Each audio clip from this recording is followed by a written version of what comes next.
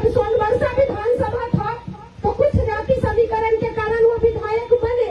लेकिन जब परिहार विधानसभा हुआ, कई पंचायत कट जाने के बाद उनका जीतना असंभव था और असंभव है, वो नहीं जीत सकते। अगर वहां से कोई जीत सकता है बीजेपी के अलावा, तो वही जीत सकता है जो जातीय समीकरण की सीमा को तोड़ दिया हो और सबके दिलों में बसने का काम किया हो, बिना जाति पाति धर्म भेदभाव को देखे बिना एक होकर के परिहार के लिए खड़ी रही हो। रितु आज अगर